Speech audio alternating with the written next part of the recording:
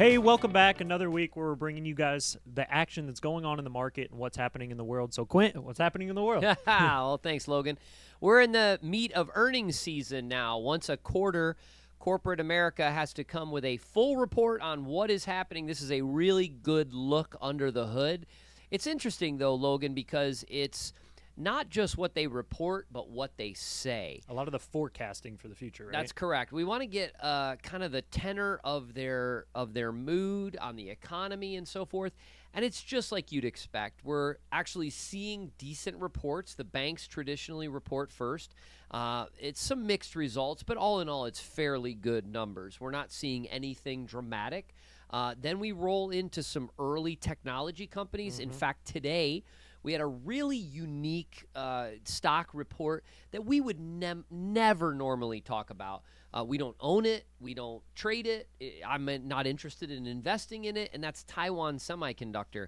And what's interesting about Taiwan Semiconductor's report today is the company beat on top and bottom line. What that simply means is Wall Street had an expectation for sales, and they were higher. They came in higher than those sales. And they had an expectation of profit, and they came in higher than that profit. Actually, much higher than profit and the sales. But what was interesting about that is how they did it. And how they did it was primarily within the AI chip space. Right. Now, AI has been all the rage. So many people have wanted to know, is this a fad? Is this a thing? Is this a 1 quarter, 2 quarter, 5 quarter? Well, our view has been and will continue to be that this is a thing to stay. This Absolutely. is just the beginning. But what happened was when Taiwan Semiconductor came out, it reported good earnings and pointed specifically to that. That led to positive gains in Microsoft, NVIDIA, and some other of the big cap techs.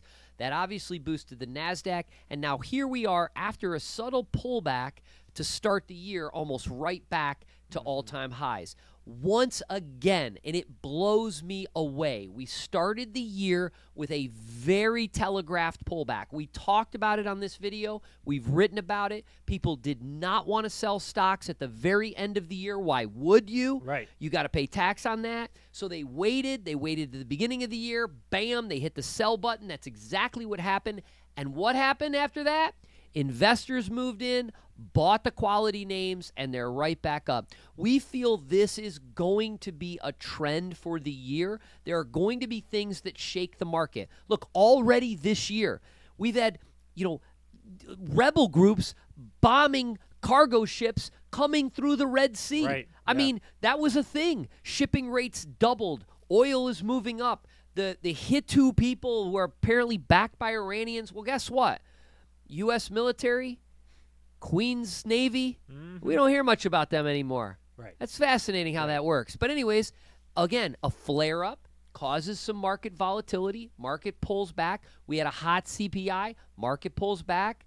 We had a soft PPI. Market rebounds. I mean, it's this back and forth. If you watch it too closely, I think it'll drive you nuts. Again, things can change. We reserve the right to change our mind, certainly, but at least as it goes right now, what I think we're going to see is this consistent drama that creates this, what's happening? It's finally the top. Get me out. This is, everything they said is going to happen. It's going to fall. And then the dust is going to clear and stocks are going to go right back up.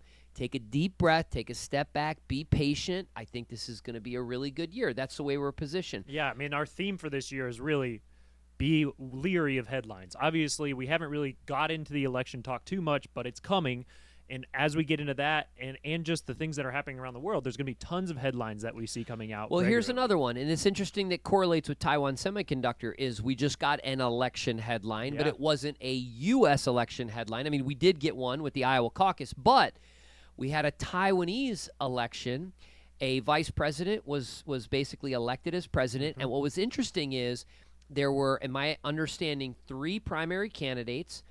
60% of the votes went to the other 2, but because it was split, the majority was the one who got 40%. Yeah. And so it wasn't even the predominant vote of the country. However, this individual is still very hardline independent Taiwan.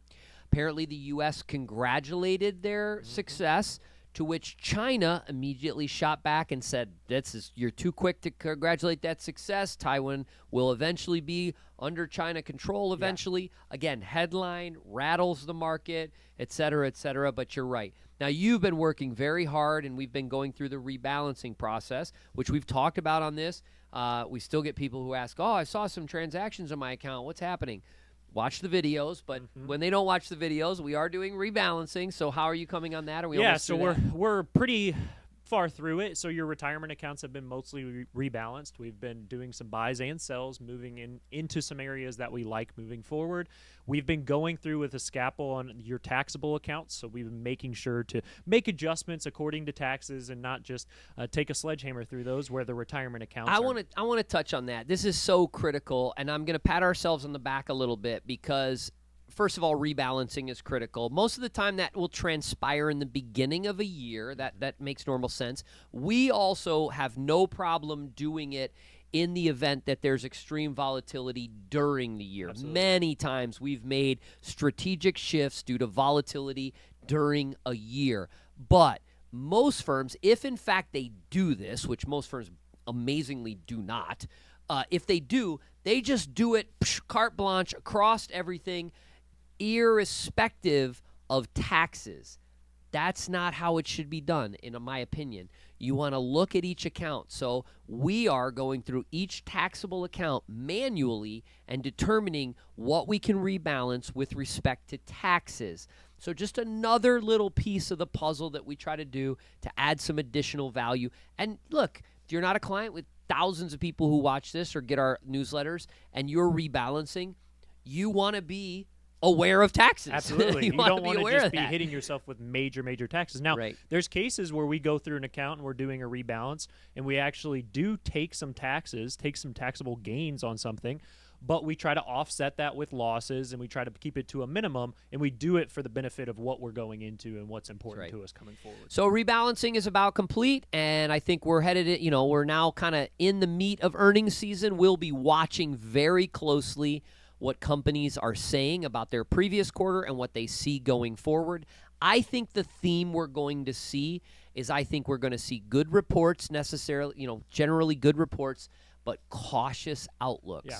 People are going to be very cautious, and that's fine. If I'm a CEO, I'm always going to be cautious. Mm-hmm. We had a great year, but we're cautious about the future. Cautiously optimistic? Don't we hear that all the time? Don't get me started on that. Anyways. All right. You all have a good one. Thanks for listening.